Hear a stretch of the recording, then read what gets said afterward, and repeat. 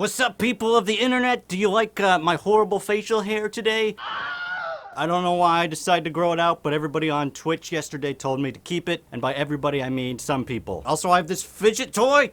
It's a big noodle. I thought maybe if I have this in my hands, it'll help me stay on track and not get incredibly, okay, maybe it's not working out. So today I want to talk about what I consider to be one of the best dark fantasy games of all time. I haven't played this game in a few years. Every now and again I'll go back to it and I'm just completely reminded about how absolutely amazing it is. And that game is Dragon's Dogma. This game is fucking amazing. So today I wanted to go back and showcase a game that, quite frankly, if you've never played it, you're making a huge mistake. So let's go.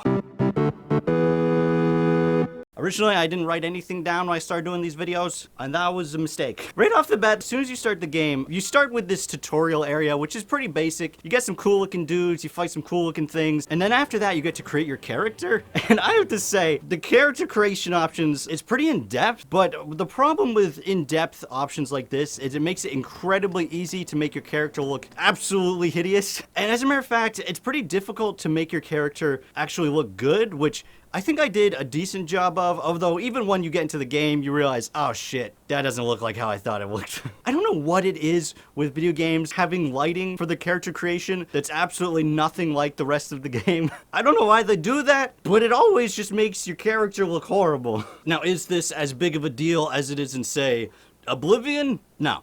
No, it's not that bad because there's at least some presets. I mean, in Oblivion, you just randomize a character and it always looks horrible. But at least in this game, you know, they've kind of set some limits for you. They're like, yeah, I mean, that looks good probably. And you're like, all right. My favorite, though, is you can really change up the arms to just be as long and lanky as you want. You have like short, stubby legs, big, long arms like a gorilla, which I think is cool that they let you kind of choose those options, you know, make your character feel a little bit more personal, especially since you also have to create your own companion character, the pawn, which I think the fact that the companion characters in this game are also just characters that you create and kind of, you know, develop yourself is really interesting. I don't know how I feel about it though, because it kind of takes away from the personality of those companion characters, which, to be fair, they have absolutely zero personality. That's literally the point of the game. With that said though, I have to say, somehow these pawns are more interesting and likable than the characters in like Dragon Age Origins, and also significantly more useful. I mean, for one, they actually learn things throughout the game. When you first fight creatures, they really don't know anything about how to interact with these creatures or what the best tactic is, but the more you do it, the better they get, and the easier it is just to go in and defeat a bunch of,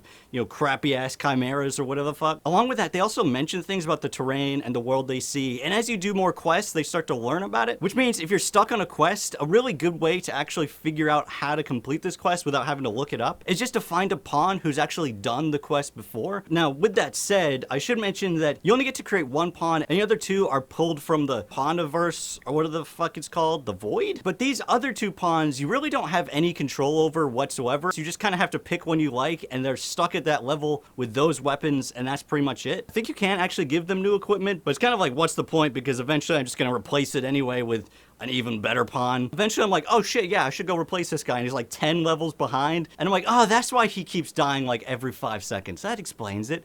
Because he sucks. But then again, I mean, if the option was between the horrible characters that we get in like Dragon Age or these completely personalityless shell of a human being, yeah, these guys were way more entertaining and interesting, especially since they kind of act like just regular players. Like, they'll just hop around the map like you'd see in an MMO, like another player doing, which is kind of just bizarre to stare at an AI doing that. Speaking of running and jumping, I do have to criticize the stamina mechanic in this game, which I understand why it's there and I understand what it's doing, but the problem is running around this map when you have very limited stamina is just really frustrating, especially since there's a very limited fast travel mechanic. So the majority of the time you're like, you go back to the main city and they're like, yeah, by the way, there's now accept this quest that's at the farthest point you can possibly get to in this game. You just gotta go run down there, kill one thing, and then come back. And it's like, you gotta be fucking kidding me.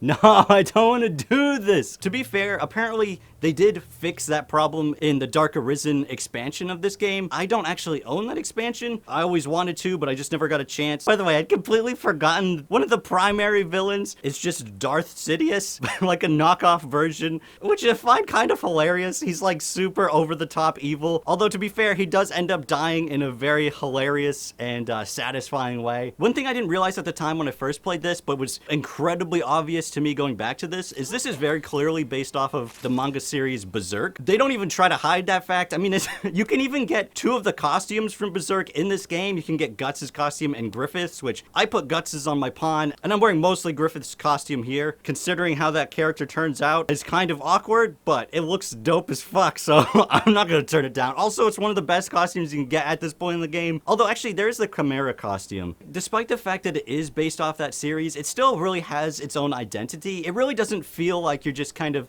replaying the story of Berserk, but, you know, they couldn't get the license, so they just named it Dragon's Dogma. And there even are some story points that kind of feel like they hit some similar beats, like such as the character Mercedes. I mean, with that said, the story isn't really that complicated, quite frankly. It's just a dragon shows up, go kill the dragon. That's pretty much the story. Up until that point where you have to go kill the dragon, it's just side quests, essentially. And even though usually story is a really important thing for me, the combat and gameplay in this is just so good that the fact that the story is a little bit lackluster really isn't even a big deal for me. I barely even notice it. It's just kind of like, all right, time to get to the next thing, time to kill that thing, time to level up, and do it all over again. It's a combat loop that just feels really good every single time you do it. I also feel like this game does a really good job at like difficulty progression. There are a lot of creatures that kind of get in the way that you're like, oh shit, I can't fight this guy right now, I'm gonna have to come back for later. But overall, you do really feel like you are getting stronger as the game goes on. Eventually, creatures that were like incredibly difficult to fight in the beginning, suddenly you're just taking them down in like half a minute or whatever. The Chimera I come up to and I'm just like, oh yeah, this loser again. I think there's one creature in this game that definitely doesn't go along with that, which you come across pretty early on if you're going to whatever the stone wall building is. If you don't follow the main path, you'll come across this fucking dragon, which you just immediately tell, oh yeah, I'm not ready for this fight. Even after getting close to the fight with Grigori, when I finally decided to go back and see if I was ready to take on the Drake, I was finally able to do it, but it was a really long battle where it's just like, holy crap, this guy takes so much damage, just stabbing him in the fucking chest over and over again. You stupid dragon, man. I have no time for you. I think one thing that is a little bit disappointing is there's this whole additional area that you unlock in the Everfall that you only get after beating the game. I think I kind of understand why they did it, so that way, oh, you beat the game, now you can go do this and, you know, you don't have to stop playing. But I would have liked that to unlock before the end of the game, because without it, pretty much all that's left is just all the things you've already done. So if you're not strong enough to fight the dragon, you're basically just grinding with a bunch of enemies that you don't care about. And by the time that fight's over, you're like, yeah, I think I'm done. I've gotten my fill of just fighting meaningless characters. I know there's more to do in the Everfall, but nah, I'm not gonna bother. Along with that, there's a lot of really cool gear and weapons that you only get after the battle with Grigori, the dragon.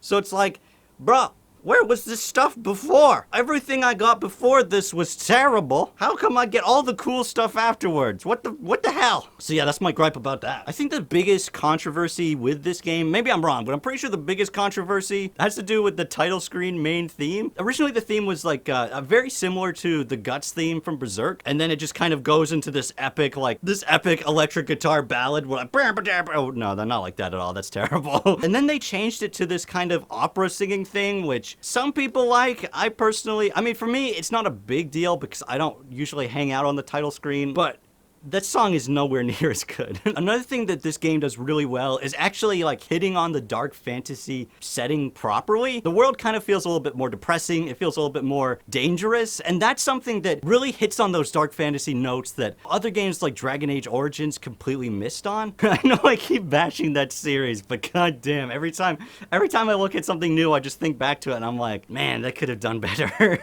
I think really the only other series that I can think of that matches the dark fantasy setting as well as this game does is probably Dark Souls. Kind of funny because that's also a Japanese company, so for whatever reason, Japan is really good at making dark fantasy games, and the Western world is terrible at it. I don't know why they're so bad. But unfortunately, I haven't played enough of Dark Souls to really be able to compare the two and say which one really is the winner. When it comes to gameplay, I know I can say that I prefer the gameplay of this game a lot more, just because the way it feels more designed for my ADHD brain as opposed to somebody who's more patient.